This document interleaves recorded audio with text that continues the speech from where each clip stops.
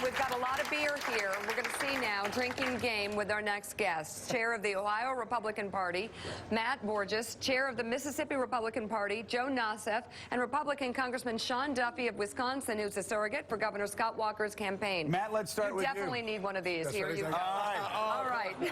Matt, let's start with you. A big night for Ohio, a big night for Ohio Republicans. Was it a big night for Ohio's favorite son, John Kasich? I think it certainly was. I think we were thrilled to have this event here, and it was great to bring all this attention to Ohio and to Cleveland. We're the center of the political universe every 4 years, and maybe this time more so than ever. Not only we're bringing the convention here in a little less than a year, and had the first GOP debate here last night, but now our governor is running for president, and he's off to a great start. He's up to second place in the polls in New Hampshire, and I thought he had a great performance last night. Congressman, you're here for Scott Walker. What new did we learn about Scott last night? Listen, first of all, I think he looked presidential. I mean, you had people that were throwing bombs at one another who were on the outskirts with 8, 9, and 10 positions.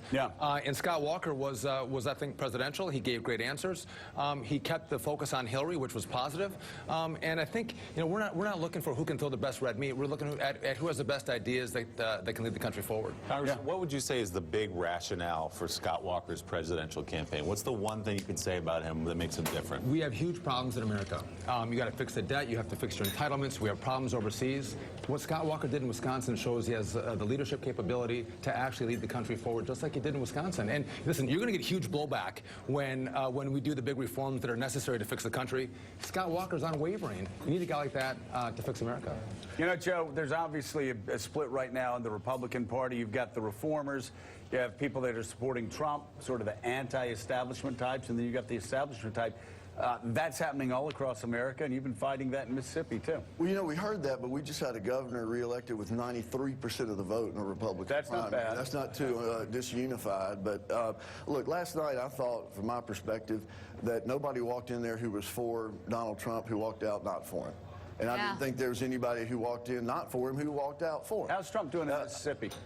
I think people are intrigued with him, but I think his numbers are soft numbers. I think Jeb Bush, people haven't talked a lot about Jeb Bush in a positive way, but I think that he made, in my opinion, I think he made a lot of progress because the people that are for him, in my opinion, for sure. And he showed them he's not his dad, he's not his brother, he's his own person. And I just have to say, I thought that Chris Christie, everybody said he had to break out. I think his moment, and I like Rand Paul, he's been to Mississippi, I like him personally, but the colloquy they had that I think you just showed where it was kind of like, do you want a law professor to talk about philosophy or do you want somebody to protect the country? I thought that was a big moment for Chris Christie. Congressman, let me ask you a question. We just talked to Lindsey Graham about Donald Trump, like him or not, is leading all the polls. If Scott Walker's not nominated, would you be comfortable with Donald Trump as the standard bearer for your party? I would, but I'll tell you this. Anyone who's in the lead by that kind of margin, when the question comes, do you support the guy that wins the primary? If you think you're going to win, you're like, yes, we all support the leader. We support the winner of the primary. You should never when Donald Trump says no, it tells you he's not really serious thinking that he's going to win. Listen, I did reality TV back in the day.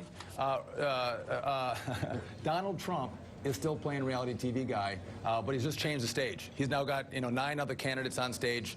He's here playing reality TV with you guys. He's not serious. So you don't think he's a serious candidate, but you said you would support him if he's the nominee. Well, I don't think he'll be the nominee. But if he was, I think Donald Trump is going to be a lot better than Hillary Clinton. So obviously I would support him. He's the best. Matt, let me ask you, what about that moment at the beginning of the debate when he was asked whether he'd support the Republican nominee and he said no? Obviously, that's going to give us tremendous pause at the Ohio Republican Party.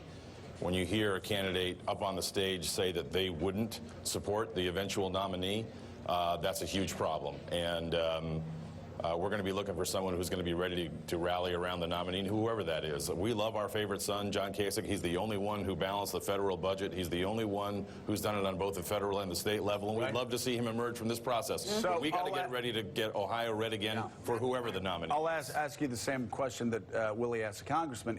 If it's Donald Trump, do you support Donald Trump as a nominee? Well, like I said, we would take the position that we would support whoever the nominee is, but the fact that he won't is making us really question whether or not he'd be the right candidate. You agree with that, Joe? Look, I think if Donald Trump ends up being the nominee, then we're wrong about him not being a serious candidate. He will end up having been a serious candidate. But all I got to say is this.